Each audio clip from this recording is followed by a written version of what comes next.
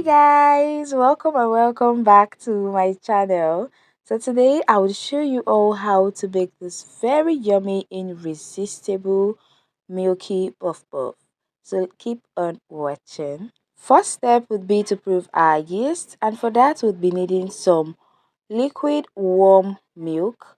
It's milky puff puff, okay? So you need all the milk in the world. After that, I'll also add in some sugar and then some yeast. You can use active yeast if you have. I ran out of that, so hence I'm using this one. Just mix everything together, then cover it up with a lid or a cling film, and then set that aside for about 10 minutes in a warm place. So now into my bowl, I'm going to sift the dry ingredients.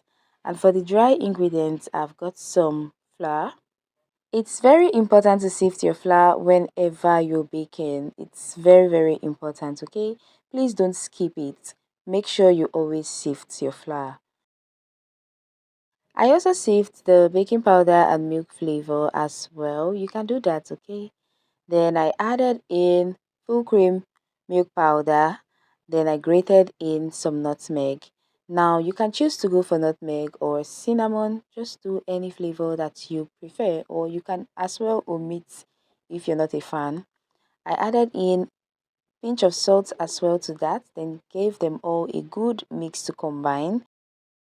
Next is to check on the proofed yeast. As you can see, our yeast has proofed so beautifully.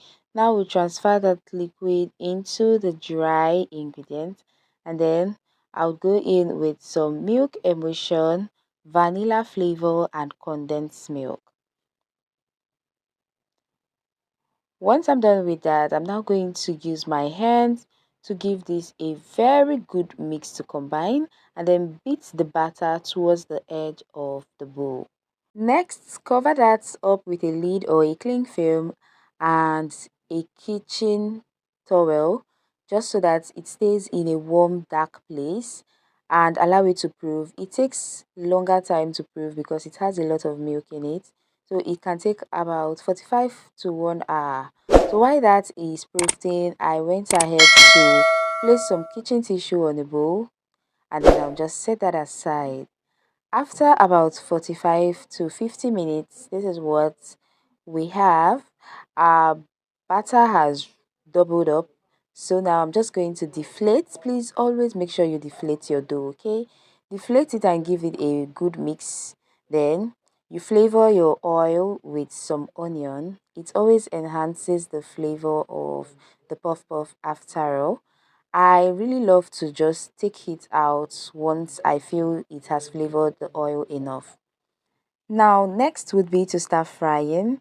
This is how you should face your hands while frying, and ensure you don't overcrowd your pan so you don't end up with this burst opened puff puffs, okay? And also avoid every other puff puff that is inside the pan when you're putting in the next one.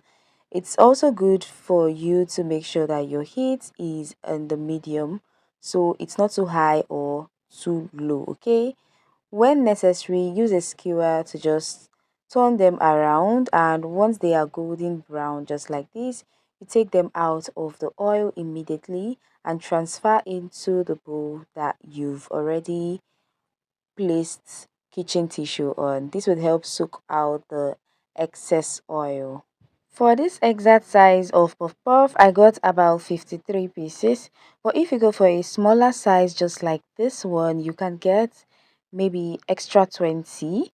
And don't worry, the whole recipe and measurement is going to be in the description box below. So do well to check that out. Now, for that extra milkiness, you can allow the puff puff cool down completely. Then you sprinkle some milk on them and drizzle some condensed milk as well.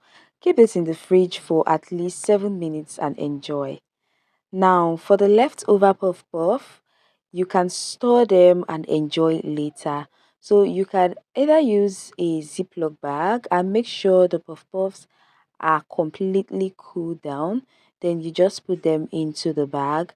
Ensure that you take out every air and then seal properly, and don't overcrowd the space so they have enough space to freeze. Next, you can use a container, and again make sure you give them enough space.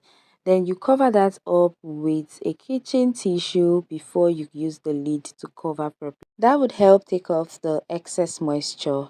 Now to reheat, allow them to thaw completely. Then you heat them for about 150 to 160 degrees C, 3 to 5 minutes depending. For that fresh taste, always store in the freezer and for at most 2 to 3 weeks, okay? I hope you all get to give this one a try. See you in my next one. Bye.